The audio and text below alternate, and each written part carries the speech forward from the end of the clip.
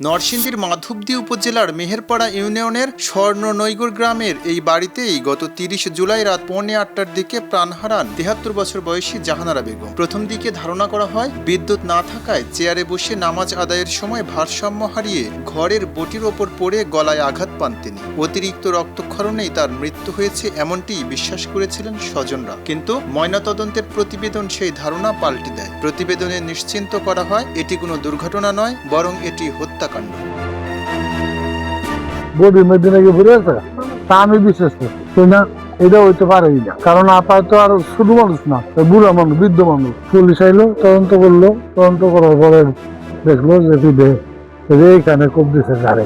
আমি যখন যেটিকে পিঠের এদিক দিয়ে করি, তখন উনি যখন এইভাবে হয় মাথাটা, তখন এই যে এতটুকু পাকা একটা মাথার জায়গা দেখে আমার শরীর একদম।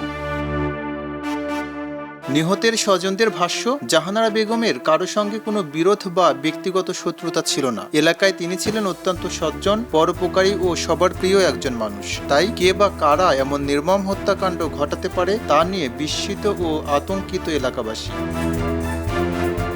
সন্ধ্যার সময় আমি আইতাম লেছি পরে ওই জায়গার মধ্যে আইসি করে শীতাশীতি শুনতাছি, আমি দৌড়াদৌড়ি করে আইসি, আইয়া দিই তার মাথাটা বানতাছে, মাথাটা যে রক্ত পড়তাছে, মাথা বাইন্দা তো গর্ত বের করতেছে। নালে এই বের করার লগই আমরা লই খাইমা হাসপাতাল গেছি, তুইছি করে হারা মৃত্যুর বসে ঘরে গিয়ে দিয়ে আমার তালে কাইতে ফিরে আবার আঙ্গাইছি যে এলে ধরছে, আমিও ধরছি পরে যে আমার আঙ্গুল গেলি গাতার ভিতরে গেছে, সেটা পরে আমার ডালের আবার তুই দেখি মাথাটা আলাই, মাথাটা নিয়ে করে চুল দিলে আঙ্গাইছি, আঙ্গাই দিয়ে বেগলাম তার আট ফিরে দিছি। চাকরির কারণে দুই ছেলে ঢাকায় বসবাস করলেও আব্দুস সামাদ ও তার স্ত্রী জাহানারা বেগম গ্রামের নির্জন বাড়িতেই থাকতেন। সংসারের নিত্যদিনের কাজে সহযোগিতা করতেন একজন গৃহকর্মী। দীর্ঘ দাম্পত্য জীবনের সঙ্গীকে হারিয়ে বার্ধক্যের ভারে নজ্জ আব্দুস সালাম এখন বাকরুদ্ধ। স্ত্রীকে হারানোর শোক আর হত্যার রহস্য দুইয়ের ভার যেন একসঙ্গে বহন করছেন তিনি।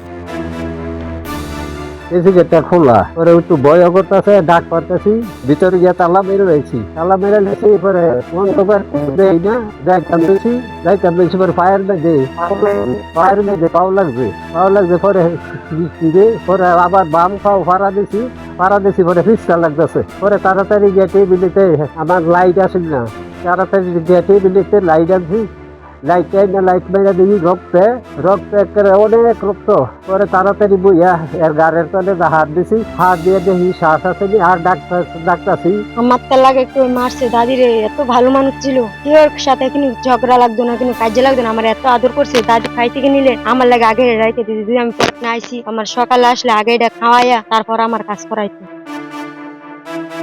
ঘটনার পরপরই মাধবদী থানা পুলিশ এবং নরসিংদী জেলা পুলিশের ঊর্ধ্বতন কর্মকর্তারা ঘটনাস্থল পরিদর্শন করেন। ময়নাতদন্তে হত্যার বিষয়টি নিশ্চিত হওয়ার পর তদন্তে নতুন গতি এসেছে।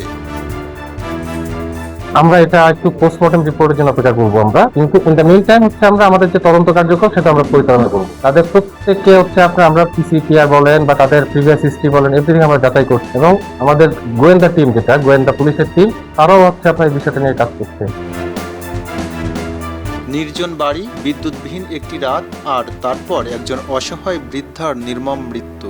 স্বজন ও এলাকাবাসীর একটাই প্রত্যাশা, এই নৃশংস হত্যাকাণ্ডের রহস্য দ্রুত উদ্ঘাটন হোক, অপরাধীরা আইনের সর্বোচ্চ শাস্তি পাক। খবরের কাগজ, নিখাদ, নির্ভীক, নিরপেক্ষ।